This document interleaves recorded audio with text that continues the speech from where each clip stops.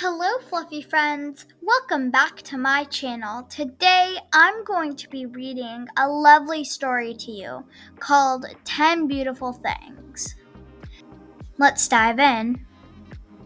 10 Beautiful Things by Molly Beth Griffin, illustrated by Maribel Lechuga. 10 Beautiful Things. Lily ran her finger across the Iowa map. An X marked Graham's house on an empty patch of land, Lily's new home. Lily doesn't seem very happy about going to live with Graham. Graham's car tires hummed against the pavement. Lily felt the vibration in her hollow chest. Let's try to find 10 beautiful things along the way, Graham said. In this picture, they're clearly moving, and they're leaving the city behind. Well, we've got lovely fireflies, and we've got a black cat, and the sky is just pretty. Lily turned her eyes to the window.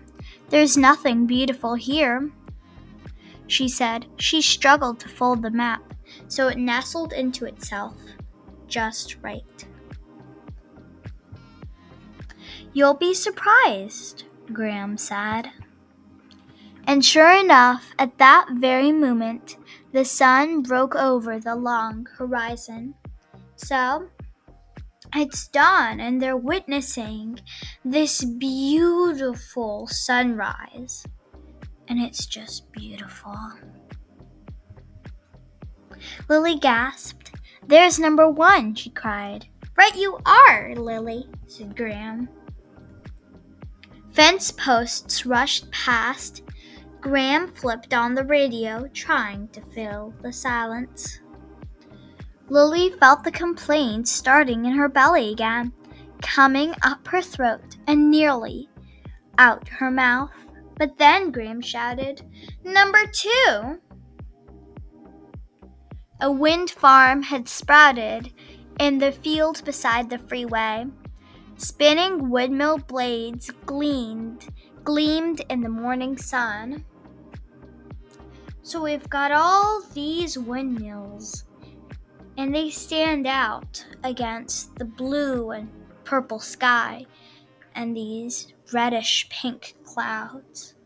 Oh, how pretty it looks. And here we've got some kind of bird here with a bit of red and a yellowish color in its black feathers. And that looks super pretty as well. Lily concentrated on the game and found number 3 real fast. A red-winged blackbird perched on a swaying stalk of last year's corn. It was dark and bright all at once, its beak wide open in a song they couldn't hear. Later, Graham signaled and turned the car onto a smaller road. 2 more highways to go, she said. Lily popped a handful of crackers into her mouth, but the food didn't fill up her hollow places. Graham cracked the window, and in rushed air and sound and cold. They crossed a bridge, and Graham chose number 4. The gurgling sound of a melting creek. Lily dozed off. She woke up when Graham tapped her knee and pointed out a falling apart barn. That's not pretty, Lily said. That can't count. Let's have a look at this barn that she's talking about. Ooh. Well, that doesn't look pretty at all. We're not looking for pretty. We want beautiful, Graham said. So it stood, halfway to 10.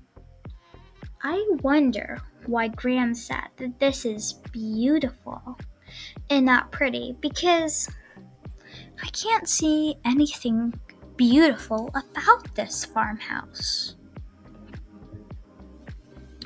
At a rest area, Lily bounced out of the car while Graham stretched her creaky body. Lily picked number 6. Smell of mud, she said, inhaling. Graham shut her eyes and nodded slowly. It's earthy and rich, she said. I'd never really noticed. Lily breathed in the mud smell and focused on just that, and poured itself into some of the empty spaces in her. Back on the road again, the car seemed smaller. The humming in Lily had stopped, but her legs wanted to sprawl, and her stomach was getting queasy. We're on a roll now, Graham said. And she was right about that. 7 and 8 were easy. A cloud shaped like a swan and a little brown calf that trotted beside the fence. Both of these things are very beautiful things. Miles and miles later, they turned onto their last road, and the clouds began to draw close. The sky grew dark, the earth rumbled. Suddenly, the air exploded in bright flashes. Cloud banks traded lightning back and forth, showing off. It's definitely a thunderstorm. Let's see what Lily picks. Number 9, Lily whispered. There was no room for other words.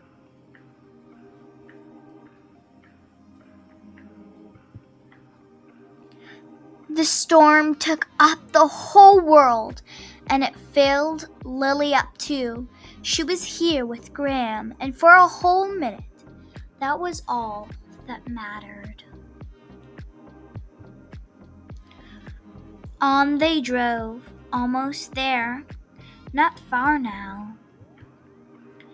When they'd been almost there for a long time, Graham braked, eased the car down a crumbling driveway, and parked in front of the farmhouse. Oh, how big and pretty this house looks in this scene. So pretty. Here we be, she said, through the drum of the rain. Home.